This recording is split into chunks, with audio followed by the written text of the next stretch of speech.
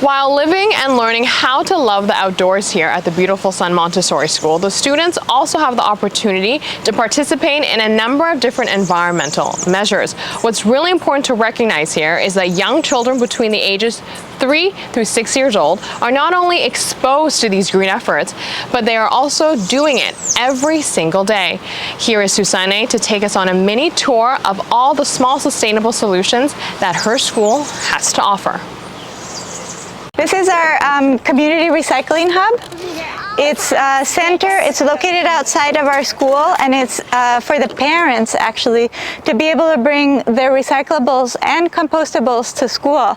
So we have a partnership with Plastic Beach Party, so parents can bring, for a small donation fee, they can bring their washed plastic to school. They can bring cans that get recycled at Delta. They can bring their cardboard. And we also receive their glass bottles that are bottled in Aruba. Why do you feel the need to involve the parents as well in this effort? The children learn what they live, so if it's a part of their day, especially at this age group, if it's a part of their daily experience, if it's something that they just normally do, then we try to teach through modeling mostly, and so if it's just part of what they do normally, they learn it in a completely different way than if somebody is lecturing them about it.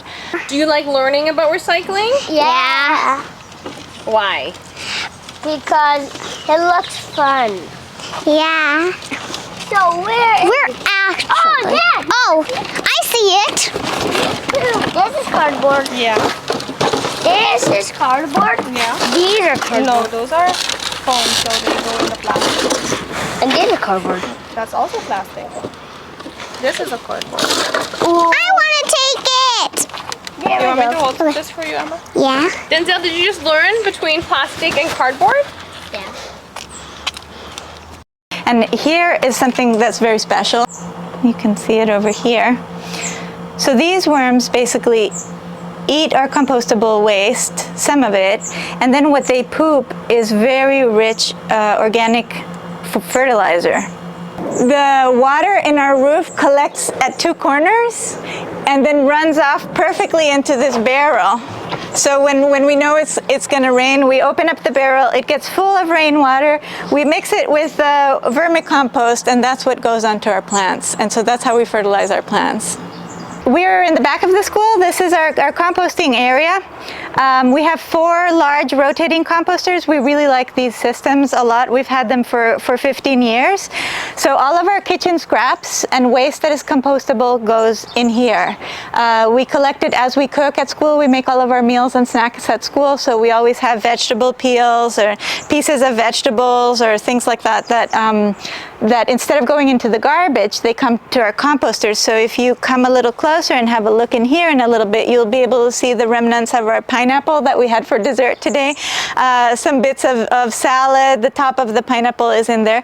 And so we mix our compostables with garden waste. So again, none of our garden waste goes into the trash cans outside. We mix it together with our compostables, and then it turns into very rich and wonderful compost that goes into our plants.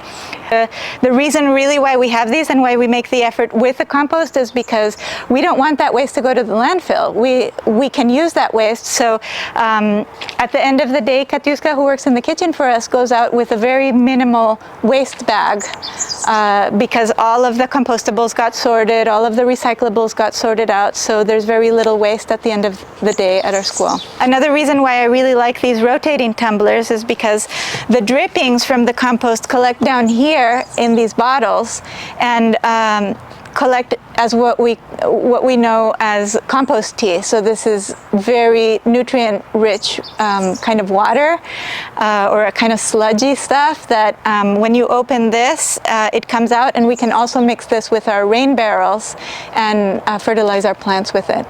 We recycle gray water that's possible directly from the school. So this pipe is the water from the children's sink for washing their hands. And so we can reuse that water directly on our plants. A big way that we sidestep producing a lot of waste is by making our own meals at school. So we feed all the children in our program.